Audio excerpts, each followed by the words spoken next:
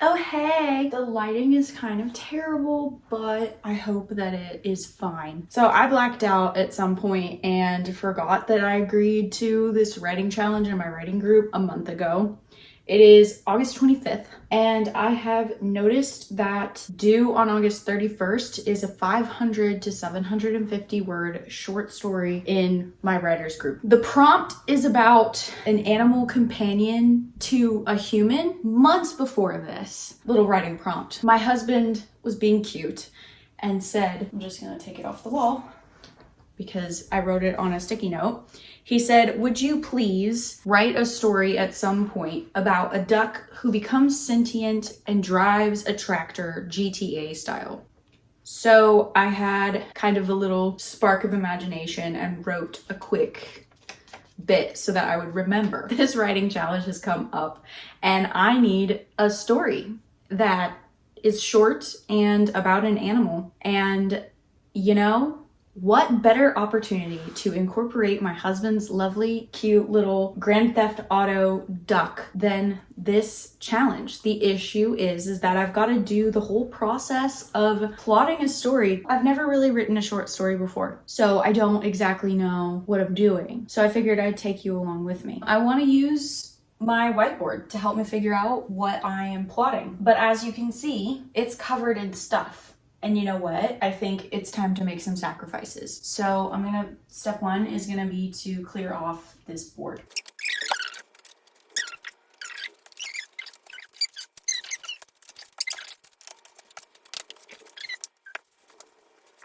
You want some up close and personal footage of this? So now that we have a work surface, I'm going to stick with what I know, which is the 3-act story structure. So that's what I'm gonna do. I am going to pull out ninth grade ELA, and I'm just gonna make a handy dandy plot diagram. Can you see that? How cute. Okay, thereabouts. Do I really understand the minutia of where the acts are placed? No, I have not read Save the Cat. Do I really think I need to understand that to kind of understand where I'm starting and where I need to be going? No. At this point, it's exposition and things should be getting a little bit more exciting pretty early on. For the beginning, what do we need? We need characters, we need setting. So I already kind of have this idea. So I know that I have Ducky. I think that's gonna be his name because how cute is that? And then we have the farmer, which kind of makes sense that the Ducky would not know his name or know what he is. So I want to maybe think of a better name for the farmer. Maybe I call him the tall duck. Also, I don't think Ducky knows that men are called men and that he is a farmer and that he does things. And I also wonder if I could turn this into an allegory, but we're gonna start there. We have our 2 characters. We have our main character, Ducky, our side character, farmer or tall duck. So those are characters. And then what is our setting? Is gonna be the farm. Okay, I think there's gonna be a little pond. I think there's gonna be a large field, and I'm gonna say springtime because I feel like springtime is when farmers are on their tractors a lot tilling earth. I don't know. So I got my basic exposition. All I know now is that this is the first point on the plot diagram is that exposition. But because I'm not a 9th grader, I want the first, and this is a short story, so I want the first thing that happens on my plot diagram to give me all of this information. I also want it to be the inciting incident. I just want to jump straight to it.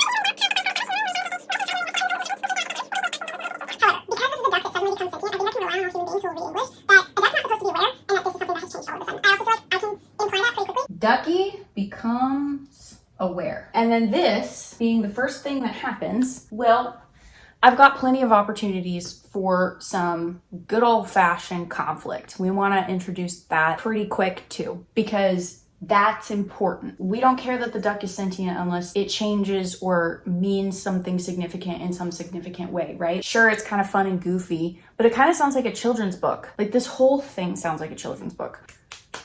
I feel like this is going to be more like 300 words than it is going to be 500 words by the time I'm done with it, but it might take another draft, which I kind of want to avoid. I kind of just want to do one draft, do a pass for basic grammatical errors, and then just kind of go with it. I feel like I'm cramming homework. Conflict. What's the problem? I want this conflict to be the internal conflict to happen first, and the internal conflict informs the external conflict. Does that make sense? I bet that suddenly Ducky is like just super lonely. Ducky is lonely. He kind of realizes that he's lonely. This is sad for Ducky. Why is he lonely? Other ducks don't engage with him because his behavior is different. He has no one to talk to. I think also what would make sense and also be kind of funny is if all of a sudden Ducky is just having this existential crisis. It's like when you hit that philosophy class in your freshman year of college and all of a sudden for the first time you're like questioning your own existence. I think it would be really funny for Ducky to be like, I think therefore I am, question mark. Okay, but that's the conflict. Ducky is alone. The rising action number 1 is that he sees the farmer. Tall duck. Farmer is doing farmer things, but farmer is specifically doing one thing, and that is farmer is riding his tractor around. Farmer's riding his tractor, and so Ducky sees farmer, you don't look like all the other ducks. What are you doing here?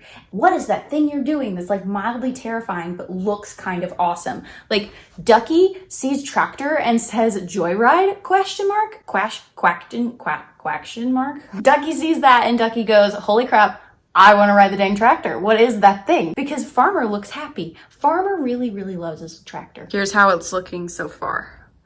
Farmer heart tractors. Okay, so farmer flippin' loves his tractors, okay? Farmer's laughing, farmer's like jamming to music probably. Like some people who drive tractors nowadays typically have like the headphones in or the ear protection and they're just like bopping along to something.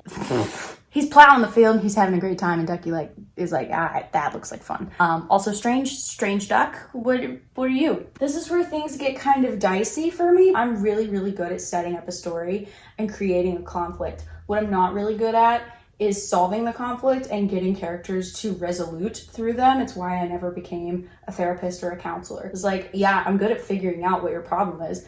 I'm not very good at helping you solve it. Imagine having me for a friend. It's a cakewalk, I tell you what. I want one more rising action before we get to the no going back. Everything changes after this moment.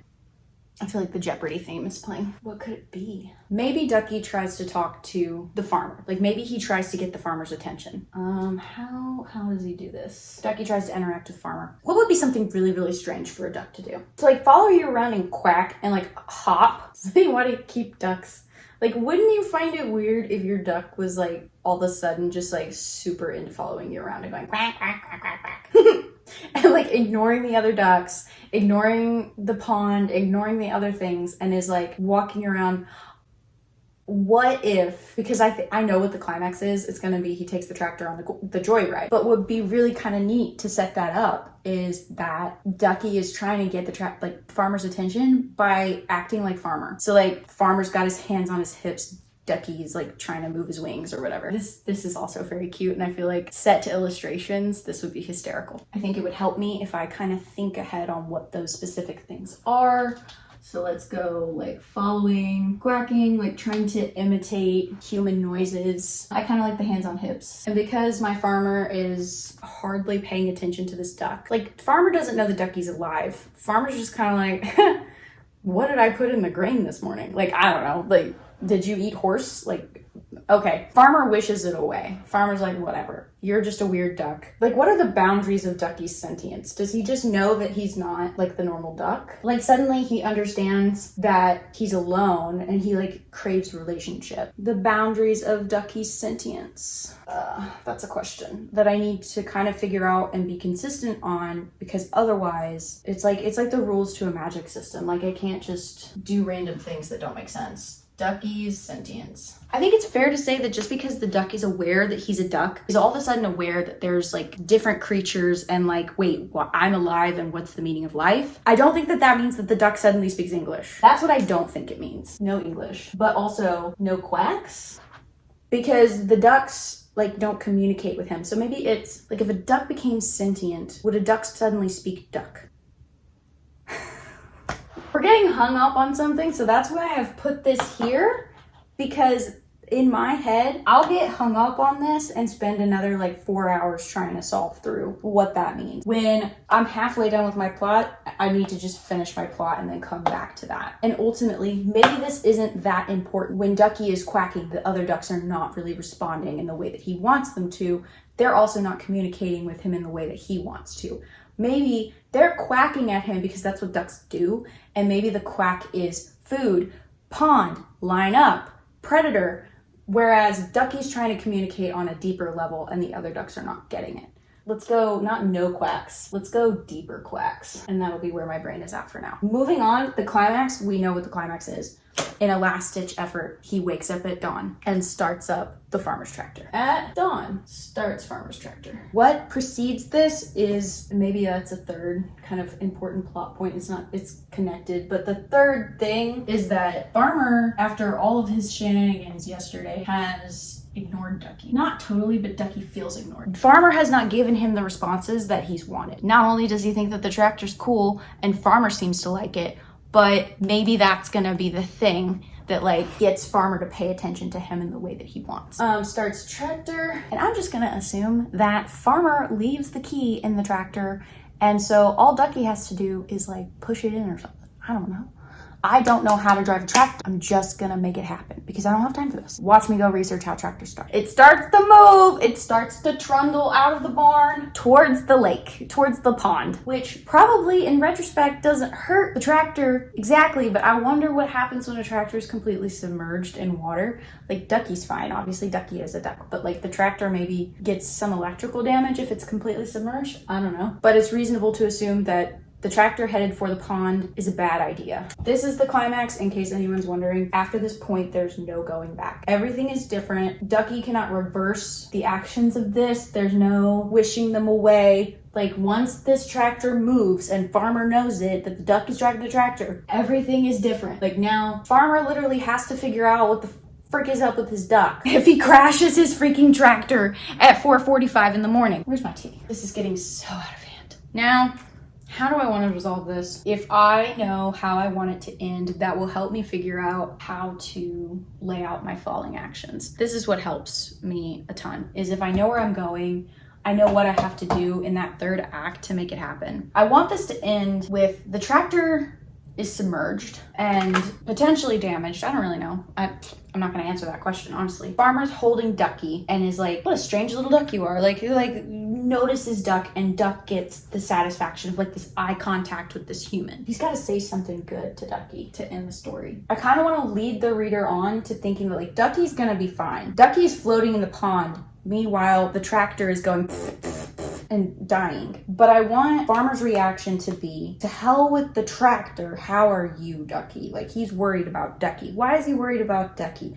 Because the farmer ultimately cares more about living things. He cares about creatures and life. He cares more about life than like equipment. That's just gonna be the ethos of Farmer, for whatever reason. And maybe I can read that. Maybe I can, like, Farmer's alone. Like, no one else lives on the farm with Farmer. There are no other tall ducks on the farm. So maybe I can, let's see, how do we establish Farmer's motives and desires? Okay, cool. Farmer and Ducky connect. Farmer's not upset about the tractor. I mean, does it really matter why Farmer is upset about Ducky more than he's upset about the tractor? I mean, I can literally just say, I am in charge and it's that way because I say so, but that's not very compelling. Kind of want to get into that a little bit, but like, I have less than a week to write this, so it sounds like enough time, but like I don't really know. The way I procrastinate, there's no telling. I know how I want it to end, but they have that moment of connection. He's holding Ducky, they're looking into each other's eyes, and it's like sparks fly or something, I don't know. The tractor goes in the water, WT duck, and runs out and sees the disaster unfolding. Okay, he sees it happening. He's like, what the heck? Tractor. And in this, Ducky sees the negative reaction, sees the distress, recognizes it as distress. Neg reaction, and also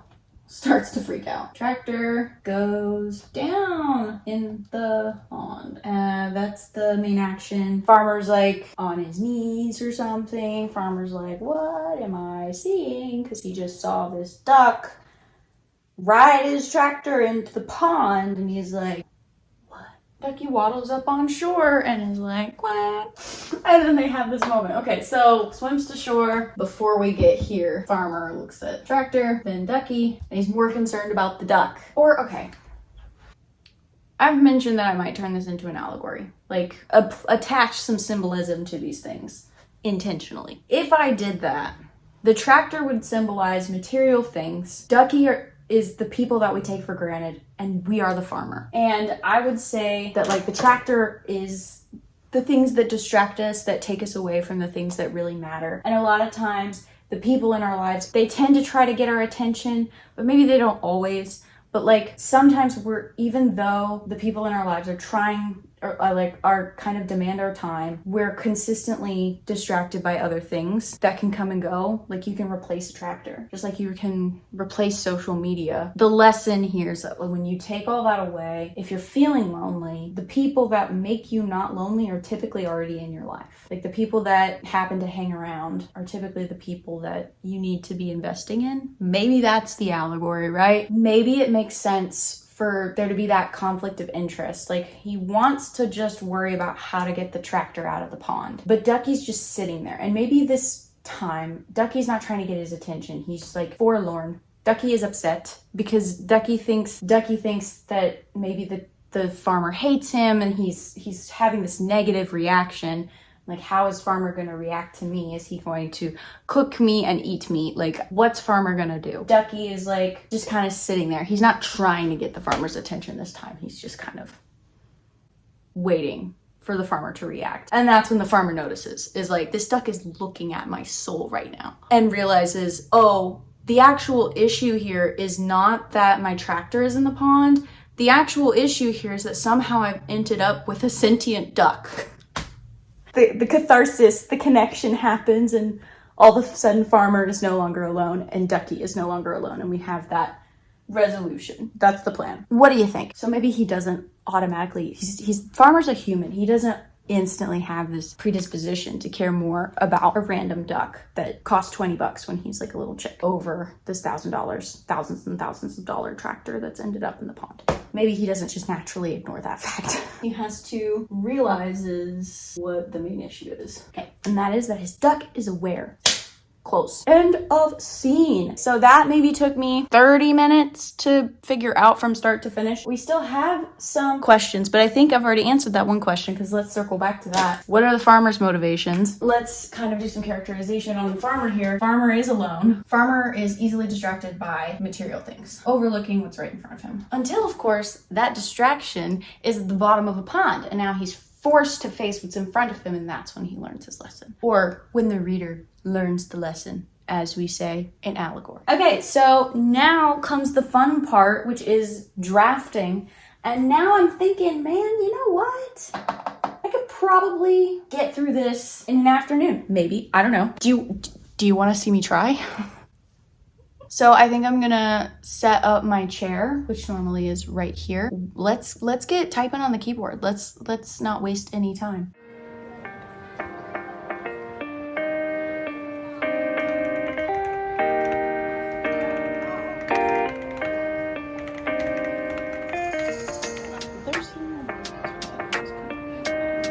And the second thing,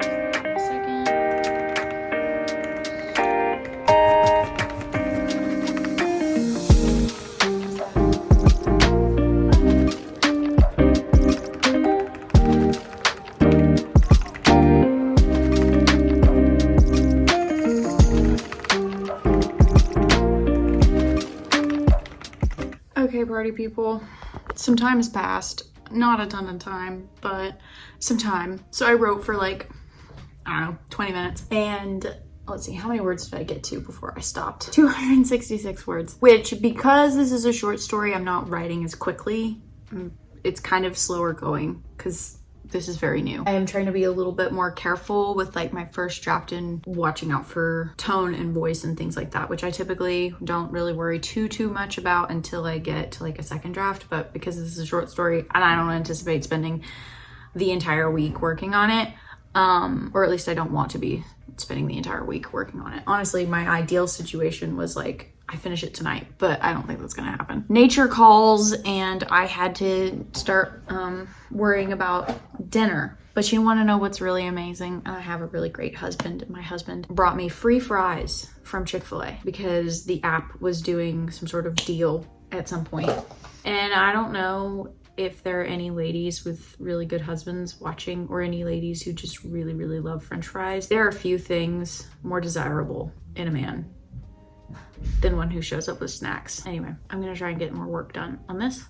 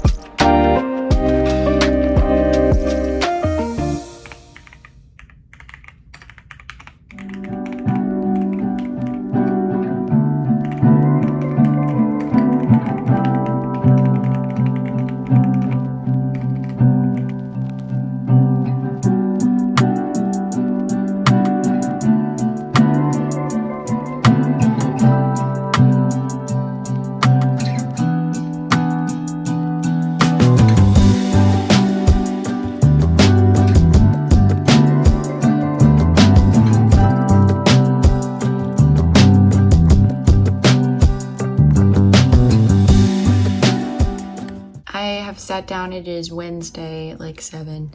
I sat down about 30 minutes ago and kind of started clacking away at this doc again, and I am at 639 words, and you know, it's too long. I'm just now getting to the first rising action, but I think I'm just gonna write it and then I will fix it. I will fix it later.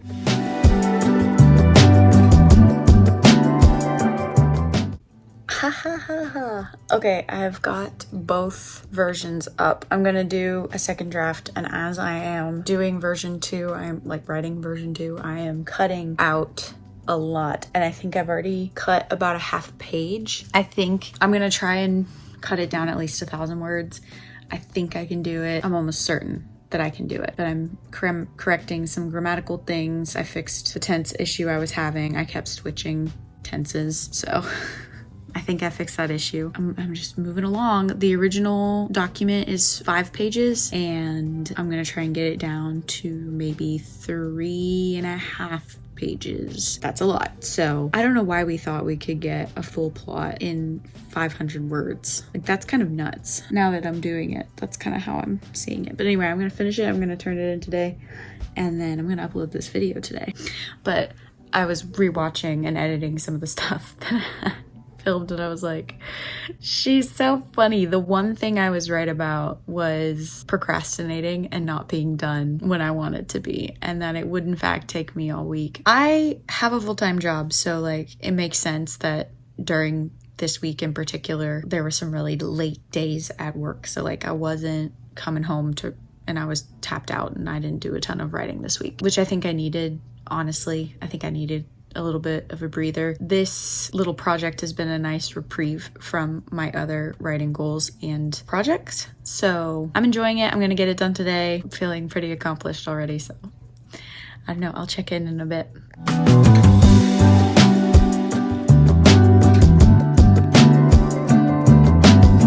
Okay, final consensus. I think this is a better version for sure, but just in length, it's more efficient, but I'm very, very long-winded, I noticed. But I also really did kind of enjoy some of the things that I had written before, but that I cut because it was overly descriptive. This story is also not as funny as you would think, given what I went through when I was plotting it. It's certainly a little bit more somber, a little bit more severe, honestly. And I think I just kind of lean that way as a writer. I don't think I'm a funny, humorous writer, like when it comes to actual execution of a plot. I think given more time, I could make the tone of this make a little bit more sense, but I'm out of time. I think it's good for what it is, and it being my first ever short story, I'm proud of it. I'm happy with it. I think I definitely want to do more projects like this that force me to write a whole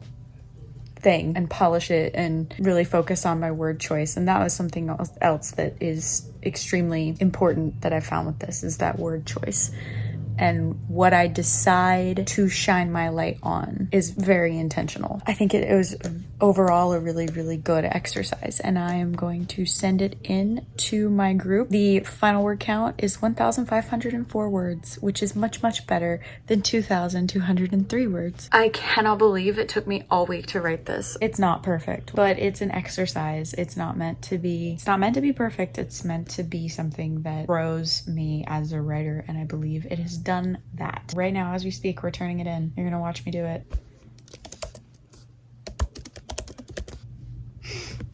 She's in. If you managed to stick around, thank you. I hope you enjoyed this video. And if you want to see videos of me attempting future writing challenges, please let me know, because I know there will be more to come, because my writing group is full of psychos. That's all for today. I hope you guys have a wonderful long weekend. Carry out.